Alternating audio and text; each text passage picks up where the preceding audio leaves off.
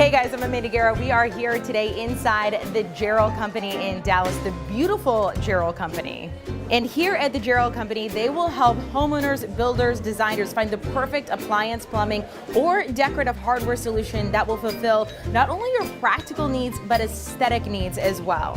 We are here in the Thermidor kitchen, and you can call this kitchen innovative. It has a wide variety product lineup to meet all of your appliance needs, a truly professional style for your home.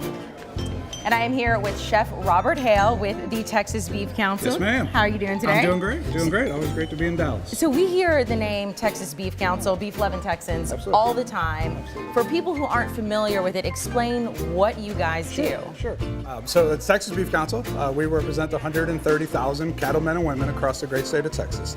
So that's a lot of cattle ranchers raising a lot of cattle in the great state of Texas. So we represent them through the beef checkoff.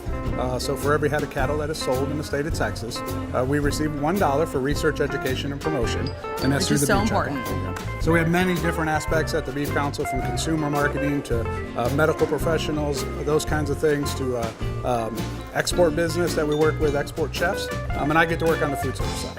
And also we get to work with high school culinarians, which is a passion of myself and of the Texas Beef Council. So we want to make sure they know how to cook a steak. So when they get to professional level, they know how to cook a perfect steak, or almost know how to cook a perfect steak. And even just as adults, you need to know how to cook a good steak. Absolutely. It's an art form. It's an art form. So how many restaurants do you guys serve? Because I feel like I go to a restaurant and I see your name everywhere. Well, we hope every single restaurant at least has a beef item on the menu. We are in Texas, so more than likely they do.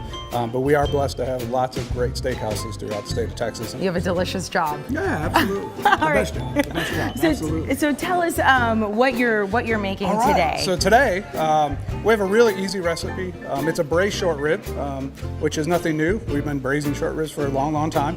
But what we do is kind of throw a little different flair to it, flavor-wise. So we in our recipe we have beer. So we have a really nice stout. Can you say what kind? It's a Texas beer, and this one it is a Shiner Bock. So we do have a really nice Texas beer in there. So that braises, that's going to sit in there for hours and hours and hours and break down that short rib.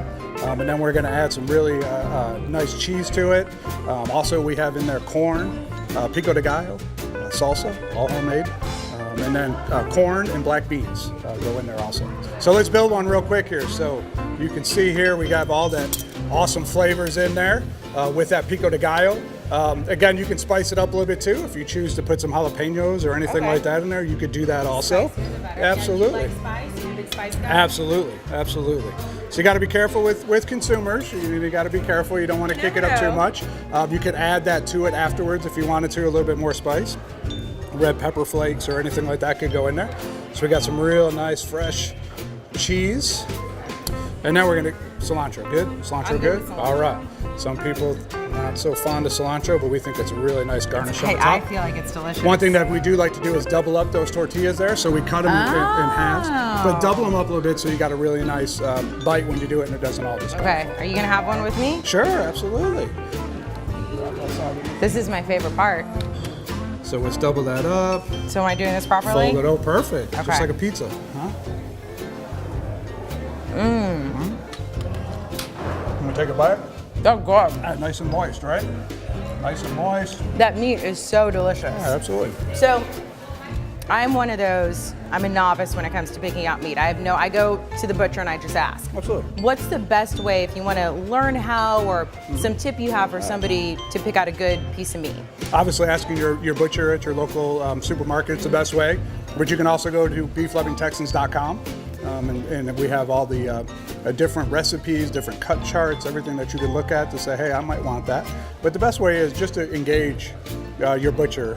All right, well, thank you so much, Chef Robert Hale with you. the Texas Beef Council. Always delicious. Thank you.